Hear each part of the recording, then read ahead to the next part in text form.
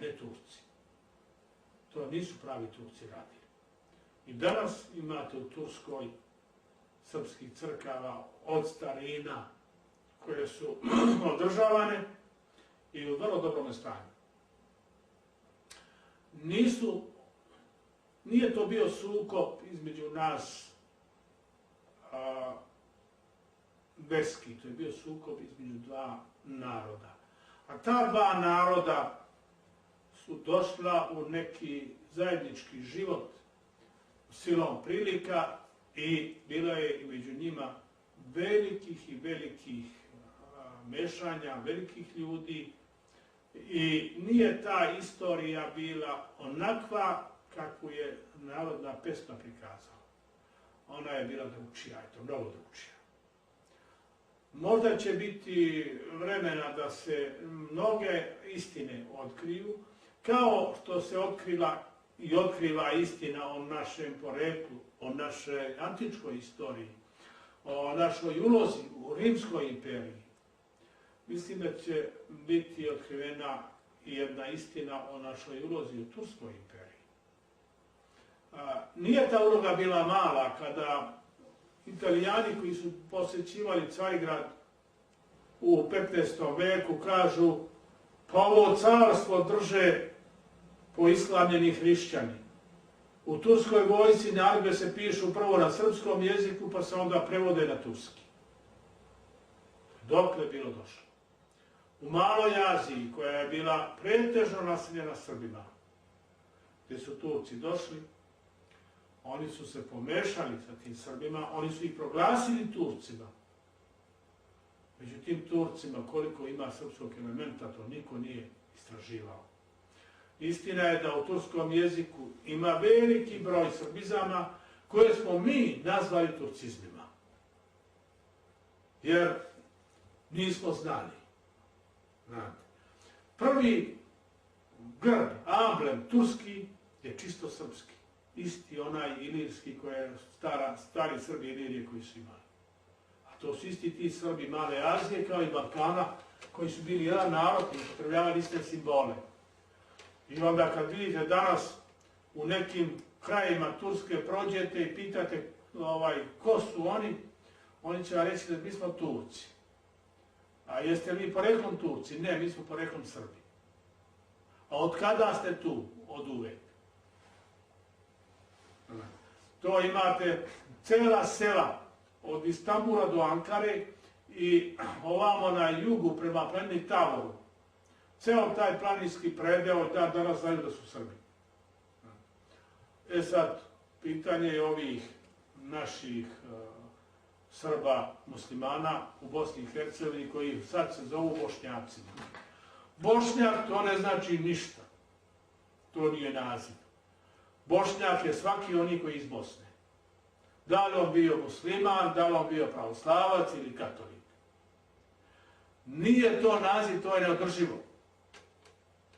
Oni mogu, ako neće, da se nazovu pravim imenom, a to je da su Srbi muslimani.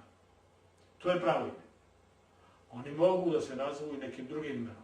Ne mogu se nazvati Turcima, jer oni nisu etnički Turci. Oni govore srpski jezik, ne govore turski jezik. Svaki od njih zna čak i svoje poreklo srpsko. I otprilike kada su prešli na islam. To je jedna luda kuća šta se radi, da se taj narod zaluđuje, da se stvara mržnja, svađa i tako dalje. Da bi za nečiji račun ginuli jedni i drugi. Ja mislim da tu samo jedna zdrava, poštena nauka može da doprinese da se budućnost tog naroda na neki način usmeri ka nečemu pozitivnom i nečemu boljem i da se iziđe iz tog začaranog kruga laži i mržnje. To nam je doneo Vatikan. U srednjem veku bilo je 14 krstaških pohoda koje je Vatikan organizovao na Bosnu. Krstaški pohodi kao takvi kvalifikovani. I naravno, posle su nam doneli tu laž i mržnju, kao što su nam doneli i ovu priču o seoba Slavena i tako dalje. To je iz iste kuhinje ista škola. Oni će sutra izmisliti ko zna šta, ako možda prođe. Kao što ih vidite danas, kako zapadna Evropa katolička laže čim pomenu Srbe, u bilo kom kontekstu. Sve je laž. Isto to su radili ranije, samo što mi nismo bili toliko probuđeni, ni svesni, ni oprezni. Mi smo njih smatrali za poštene ljude. Mi smo njima verovali. Mi smo usvajali ono što oni kažu, da ne proveravamo. Onako kako kažu, mi smo to prihvatali. Međutim, evo vam danas, u današnjim novostima neki tamo Engles je napravio neku njegovu šemu inteligencije naroda u Evropi, gdje su Srbi posljednji od svih naroda. Razumete? Pa šta drugo možemo da očekujemo? Koliko je to tačno, toliko su tačne i druge njihove priče. Sve je to na isti kalup i na isti način i sa istim ciljem. Imamo danas problem u Crnoj Gori. To je veštački stvoreno. Taj problem su stvorili Vatikan i Evropska unija. Šta se želi postići? Želi se postići da se odvoji Crna Gora od Srbije, da bi se u njoj širila unijatska crkva pod okriljem Vatikana i da bi se ponovo Srbija potisla od mora. To je ista ona stara politika. Našli su jednoga Đukanovića koji je optužen pred italijanskim sudovima za mafijaške radnje i koji treba da odgovara.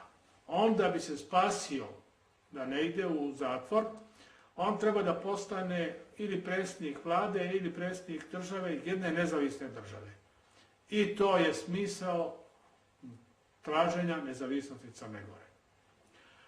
Cijela ta njegova družina oko njega i ta cijela njegova vlast, to je jedna obična mafijaška vlast.